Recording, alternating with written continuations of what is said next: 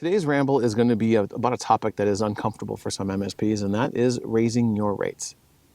Raising your rates is just part of doing business, and while it might be uncomfortable for you as an MSP business owner and maybe uncomfortable for some of your clients, it's just part of what you need to do to run a successful MSP. So let's get into some best practices as it relates to all of this stuff. It's worth mentioning for this particular ramble, I'm only really talking about per hour rates.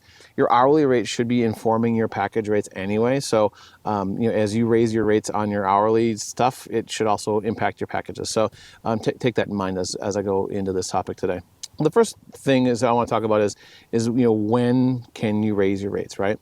The answer is it depends. It depends on the type of contract you have with your client and to a degree the relationship you have with your client as well.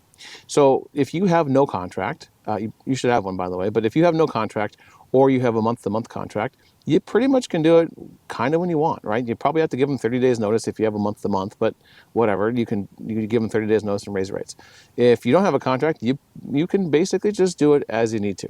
That doesn't mean you should do it whenever you feel like it. You should be measured and planful about it, and we'll talk more about that here as through the rest of the ramble. But the idea is that if that's your contract length, do it when you want to.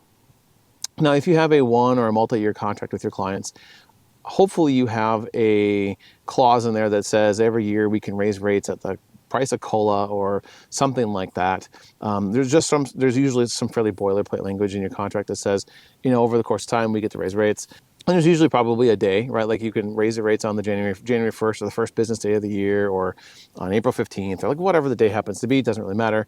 But that's usually when you would want to raise your rates. Now, if you need to raise your rates more than that, it's probably one of those things you have at contract negotiation time, right? When you're talking about renewal, if you're going to bump your rates a bit, it's probably a good idea to have those conversations when you're talking about the next version of the contract. Again, it all depends on the contract, and so you should be mindful of that and understand what your contract says as it relates to those kinds of things, but that's basically when you can raise your rates.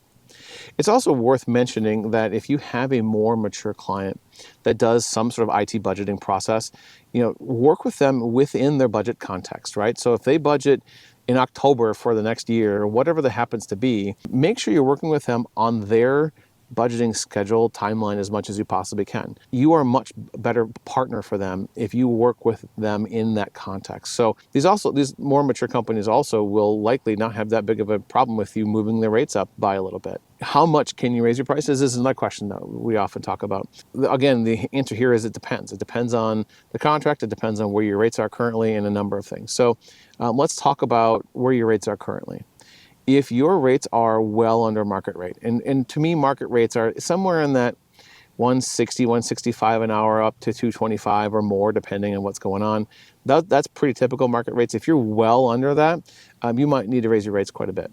I've talked to MSPs recently that their rates are under $100 an hour, and to put it into context, when I started my very first MSP out, a number of years ago, 20 years ago, in fact, my rates were $75 an hour. Within a couple of years, I moved them to $100 an hour, which were probably still under rates at that point. But if you're charging less than I charged 20 or so years ago, you probably need to bump that rate up. I kind of don't care where you live in the country. If you're somewhere under $150 an hour, I would strongly suggest that you work hard to get your rates to $150 an hour. That might mean you raise your rates graduated throughout a year, maybe, especially if you think your client base is going to have problems with it.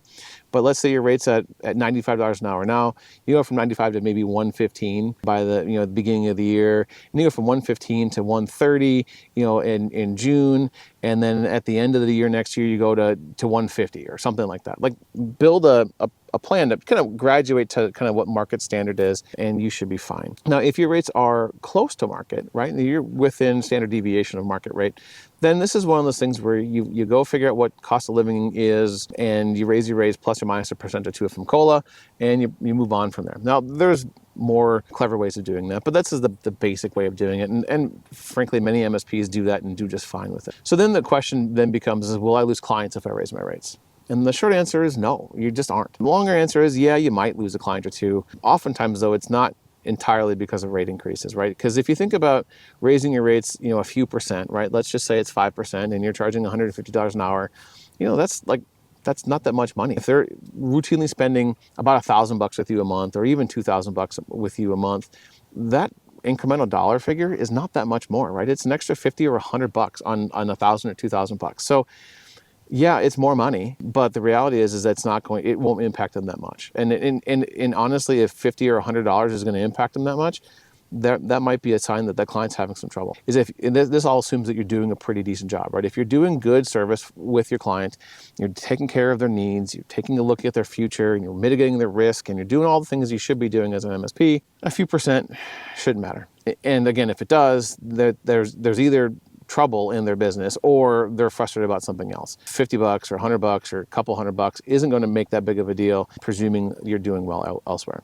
If you have to raise your rates a bunch, right? Let's say you're in that sub $100 range or something like that, and you need to move your hourly rate up quite a bit. Yeah, you might lose a client or two, but the reality is that your competitors are probably also charging about where market rate is anyway, right? And so again, if you're doing a good job for them and you're taking care of their business well, you're mitigating their risk, all the things that you should be doing as an MSP, and you're just moving yourself closer to market rates, you're likely not going to lose that many clients. If you're moving your rates up on a number of clients all at once, or all of your clients all at once, depending on the nature of your contracts, losing a client or two is just going to free you up for some more time, and you're still going to make a lot more money on the back end. So, that's not the end of the world. Now, this is one of those things that you want to make sure that you're mindful about this and you're planning for it, right? If you're raising your rates a lot on a regular basis, that's going to be a problem. But the idea is if you raise your rates a lot and get them up to whatever the current appropriate rate is, and then you switch into a more modest typical price increase, you just aren't going to lose that many clients for that kind of stuff.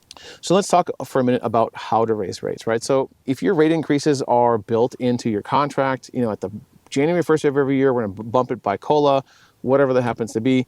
It's straightforward. You just move it up at that date. You might let them know, you might not. It's probably not that big of a deal, especially if they know to expect it. Now, if you don't have a contract or you have one of those, a month-to-month type of contract, it's probably best practice to give them 30 to 60 days notice up front and just let them know what the new rate's going to be. I wouldn't give them more than, this is, we're raising our rates and this is what the new rate's going to be.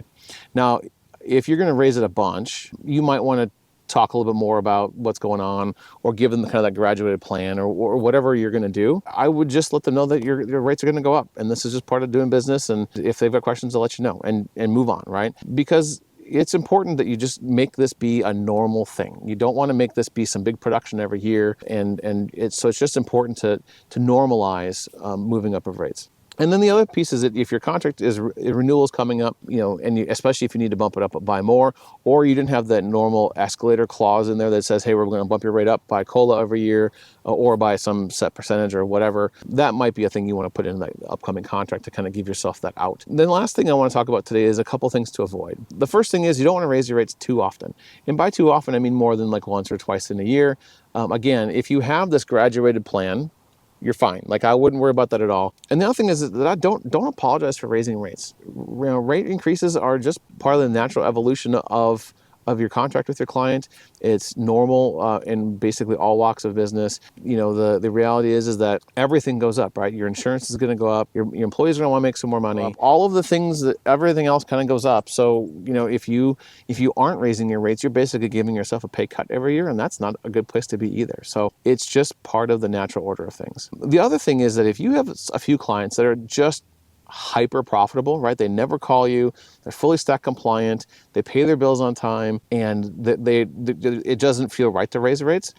You might want to consider not raising the rates and just letting them know, hey, by the way, we're going through this annual price increase conversation internally, and we've actually elected to not raise your rates. So congratulations, you aren't getting a rate increase from us this year.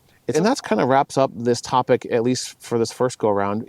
This is a fairly uncomfortable topic, right? People don't love this. People get worried about it and they wring their hands about raising their client rates. And ultimately, if you do it, methodically and you do it sanely and get your clients used to it, this won't be that big of a deal. So with that, thanks for coming on the ramble with me, and I hope to see you on the next one.